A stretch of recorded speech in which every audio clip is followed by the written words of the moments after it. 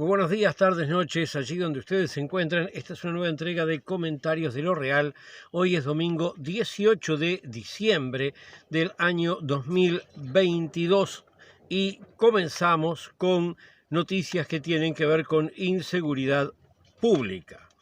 Bueno, tenemos que, vinculado a lo que se ha llamado el caso Marcet, hay chats que han trascendido entre Maciel, quien era el subsecretario del Ministerio del Interior, y el H, la mujer que ocupa el cargo de vicecanciller, no confundir con H, más conocido, su padre, que fue presidente de Nacional y tuvo también cargos de gobierno en otras administraciones anteriores. Bueno, estos chats han trascendido que contradicen lo que Bustillo en su momento dijo en el Parlamento. Maciel, subsecretario del Interior, le decía en noviembre del año pasado que Marcet era un narco muy peligroso, mientras que Bustillo, cuando fue al Parlamento, dijo que nadie sabía quién era Marcet. Bueno, esto en la parte de inseguridad pública. Después lo vamos a tratar de vuelta en la parte de política. Por otro lado, tenemos que en datos de cantidad de homicidios, noviembre del año 22 tuvo un 20% más de homicidios que noviembre del año 21. Ahora, temas que tienen que ver con el caso Astesiano. Vertical Skies, la empresa para la cual Astesiano habría hecho algunos trabajos. Bueno, uno de los socios, exmilitar uruguayo, Mario Ponzi, dijo que reconoce que habían realizado un espionaje al Frente Amplio, pero que lo hizo uno que es un ex socio, según algunos órganos de prensa, según otros lo hizo un funcionario de Vertical Skies, pero él dice que no lo hizo la empresa. Y que habría sido a pedido de esta persona, Astesiano. Por otro lado, el secretario particular de la calle Pú, Homero Gadea, habría pedido un favor personal a Astesiano de que revisara las cámaras de la policía para averiguar quién le rompía los vidrios del auto a un amigo suyo. O sea, está muy mal que a alguien le rompan los vidrios del auto y la policía debería investigarlo. No debería ser que el secretario del presidente le pide al custodio del presidente que de una forma irregular tenga acceso a las cámaras de la policía. Otro caso sonado, aunque no tanto, el caso Goldrig.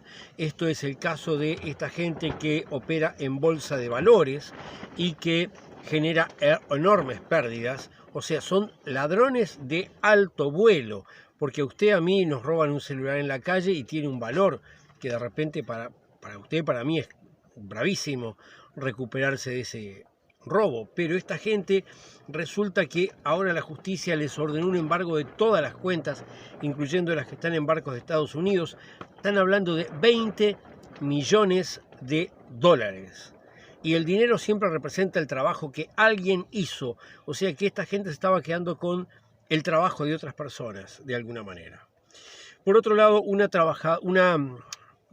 la prensa dice trabajadora sexual, pero no existe tal cosa. No existen trabajadores sexuales. Existen personas explotadas por una red de explotación que, aunque sea legal, es inmoral e indigna de ese trabajo sexual. Esta persona fue agredida a golpes en Paso de los Toros. Colectivos feministas y sindicales están convocando a la movilización. También trascendió una nota de una taxista que dice que es muy común llevar mujeres que han sido agredidas, sobre todo por trabajadores de UPM, y que no se hagan denuncias por temor. 2 mujeres murieron en Maldonado. Una cayó de un edificio y la otra se supone que podría haber sido asesinada por su pareja. Aún ambos casos están en investigación. Finalmente, dentro de la parte de inseguridad pública, y esto es muy grave, trascendió que fue hackeado el INAU, Instituto Nacional que trata de los asuntos de niños y adolescentes. Se divulgaron los datos de más de 200.000 menores internados en el INAU, cosa que es algo gravísimo. Por eso es importante que el Estado pase a contar con un muy buen servicio de seguridad informática que no tiene y que debería organizarse cuanto antes. Vamos ahora a noticias que tienen que ver con la política. Empezamos por lo que tiene que ver con lo que hablamos antes, el caso Marcet. Bueno, Vergara dijo que alguien mintió en el Senado. El gobierno de alguna forma le mintió al Senado porque Bustillo fue ahí a decir no sabemos nada de que Marcet es un narcotraficante. Fernando Pereira, presidente del Frente Amplio, dijo que Luis Lacalle Pou debería pedir la renuncia inmediata a Heber y a Bustillo. Algunos blancos están cuestionando a la vicecanciller H, que es colorada, está ahí por las cuestiones de la coalición, la cual reconoció que ella no le dijo a Bustillo de la charla sobre Marcet que había tenido con Maciel. Por otro lado, tanto Luis Lacalle Pou como Julio María Sanguinetti dijeron a Búsqueda que ellos respaldaban a H. Finalmente, el senador Lozano de Cabildo Abierto dice que a Cabildo Abierto les quedan enormes dudas sobre todo el proceder en el caso Marcet. Por otro lado, tenemos dentro de la parte política que hubo una denuncia por acoso laboral al comandante en jefe de la Armada, Jorge Wilson, denuncia que se hizo ante el ministro de Defensa por parte del contraalmirante y director de material naval Otto Grossweiler. Grossweiler, de todas maneras, en el correr de la semana también pidió el pase a retiro. Esta denuncia tiene que ser analizada por el ministro de Defensa. Tenemos que el Frente Amplio, que tenía el tema del cargo que le correspondía en el Congreso de Intendentes, finalmente resignó ocuparlo. Por tanto, ese cargo va a quedar en manos del intendente de Flores, que corresponde al Partido Nacional. Vamos ahora a noticias que tienen que ver con la economía. Tenemos que los exportadores se siguen quejando de la baja del dólar y le están pidiendo al Banco Central del Uruguay que cambie su política. Ellos dicen que esta baja del dólar es atípica en el mundo y que perjudica la competitividad de las exportaciones uruguayas. La Confederación de Cámaras Empresariales apoyó, o sea, los exportadores se quejan y los patrones se juntan y los respaldan. Ahora, ya lo dijimos hace unas veces, pero por si no lo vieron, ¿qué es la baja de una moneda? Cuando baja el dólar en Uruguay, lo que ocurre es que con pesos se compran más cosas del exterior. Baja el dólar, ¿quién gana dinero?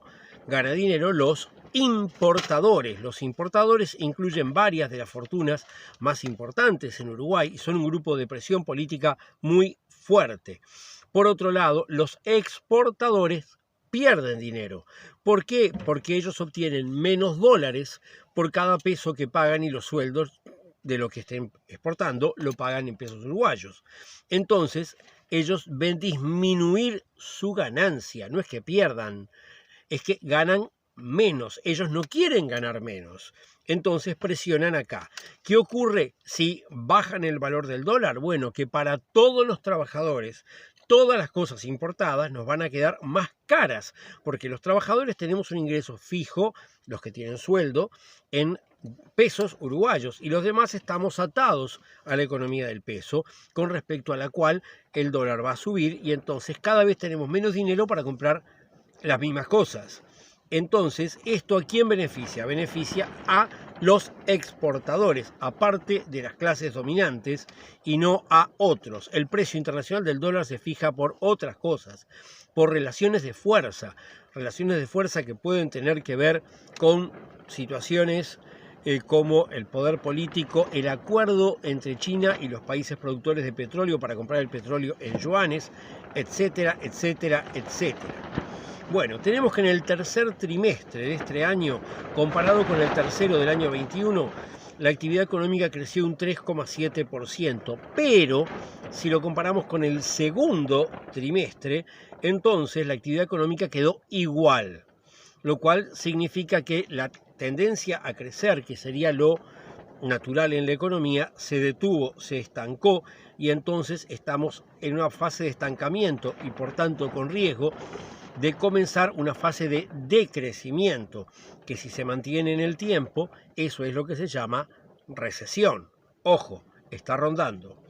Finalmente, en el seguro de paro aumentó un 3,6% en noviembre la cantidad de gente que se halla en ese lugar. Noticias sindicales. Tenemos que los trabajadores de la cantera Montevideo paralizaron sus actividades por un despido sin causa justificada. Por otro lado, los controladores de tráfico aéreo estaban reclamando y avisaron que iban a parar por un conflicto que viene desde el año 19.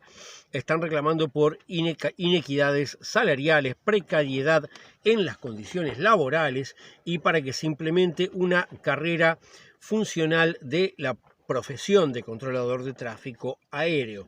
Bueno, afortunadamente este tema fue encauzado, se suspendieron las medidas al menos hasta el 22 de diciembre y fue suspendida esta suspensión del trabajo por una intermediación entre el Ministerio de Defensa y Aviación Civil. Tenemos que en materia educativa, el Codicen dio a conocer que a partir del año que viene las evaluaciones van a tener estas características. Van a haber solamente 5 notas: regular, regular bueno, bueno, muy bueno y sobresaliente. Por otro lado, solamente se va a poder repetir en lo que son segundo, cuarto y sexto de primaria y en lo que ahora llaman octavo y noveno, o sea, segundo y tercer año de liceo, según la forma antigua. No va a haber en los otros cursos, primero de liceo, quinto de escuela, tercero de escuela, primero de escuela, posibilidad de repetición. También se eliminaron los exámenes que van a sustituirse por lo que llaman un espacio pedagógico de acompañamiento. Yo tengo que aclarar, nobleza obliga, que yo no estoy para nada de acuerdo con esta reforma que están implementando por muchas razones, pero yo estoy más en desacuerdo con la existencia de notas. Yo creo que deberían haber la opción de aprobado y la opción de no aprobado, nada más. También estoy en desacuerdo con la existencia de exámenes. Si los grupos de clases son pequeños, entonces el docente tiene que ver que si el estudiante sabe o no sabe y determinar si ese estudiante tiene una suficiencia o no en el curso en cuestión. Lo que sí creo es que se debe, cuando hay una insuficiencia, repetir el curso, no todo el año. O sea, si un estudiante de primero, de segundo de liceo, tercero de liceo, no como primaria, que es una unidad, todo lo que se aprende. Bueno, en el liceo, yo que sé, al muchacho en cuestión, a la muchacha en cuestión, a la persona de género no binario en cuestión, no le fue bien en historia o en el idioma español o en matemáticas, repite historia, idioma español o matemática, no todo el resto del curso. ¿Tá? Y eso lo evalúa el docente, porque al docente se lo debe dar la posibilidad de trabajar con un grupo chico de hasta 20, 22 personas, no más. Bueno, vamos ahora a noticias que tienen que ver con la salud. Bueno, siguen aumentando los casos de COVID. En una semana aumentaron ahora un 73%, según dice la prensa. No son datos chequeados por mí en las fuentes, como hacía el año pasado. Y, sin embargo, dijeron que las variantes que están dándose no son de principal preocupación. El Ministerio de Salud Pública ha aumentado los vacunatorios para las nuevas dosis de vacunas contra el SARS-CoV-2, que es el nombre de la enfermedad. COVID-19 es el nombre del virus. Y por otro lado, frente a esta situación, ¿qué es lo que aconsejaría la prudencia? Bueno, tratar de moderar algunas actividades, pero el ministro de Turismo dice que no, que deberíamos dejar entrar a todos los turistas, no pedirles que tengan vacunas, no pedirles que tengan un PCR, dejar entrar a todo el mundo, si se contagian, ¿qué importa? Eso es lo que dice el ministro de Turismo actual, un irresponsable total en este entorno. Yo no estoy diciendo que no dejen entrar a los turistas, pero sí que les pidan un PCR y que les pidan que tengan vacunas. Los operadores turísticos de todas maneras están preocupados porque yo no he revisado cómo es la situación del SARS-CoV-2 en Brasil y Argentina, que son nuestras principales fuentes de visitantes, pero si acá aumentan los datos va a haber gente que no va a querer venir, y si allá aumentan los datos probablemente haya más gente que no quiera salir, así que hay que tener cuidado con esta situación. Finalmente, dentro del campo salud, el ministro Salinas desmintió que exista estreptococos que se contagien a través del agua de OCE. En materia de ambiente, tenemos que el consultorio jurídico de la Facultad de Derecho y organizaciones sociales van a estar realizando una apelación en base a artículos constitucionales en contra del proyecto Neptuno. Finalmente, después de una investigación de 10 meses, se pudo hacer un primer registro de la permanencia estable de un puma en el Uruguay. O sea, en el Uruguay al menos un puma está en forma relativamente estable en nuestro país. Así que, bienvenido mamífero. Y será hasta no va a ser hasta la semana que viene. El domingo que viene y el otro domingo yo voy a no realizar comentarios de lo real. No tiene que ver con la Navidad ni con el Año Nuevo. Tiene que ver con que yo en realidad necesito descansar un poco y presumo que por causas de esas fiestas va a haber menos gente interesada en ver el video. Así que voy a aprovechar y lo voy a hacer en ese momento. Estuve valorando hacerlo ahí, hacerlo en enero, cuándo hacerlo. Y bueno, supongo que como caen justo en domingo, va a haber menos interés. Y por eso voy a suspender ahora 2 semanas solamente. Y en el primer domingo de enero voy a estar nuevamente realizando comentarios de lo real. O sea, el primer domingo después de la primera semana de enero, en realidad, voy a estar realizando comentarios de lo real y espero que estén de nuevo allí y aprovechen mi esfuerzo. Hasta luego.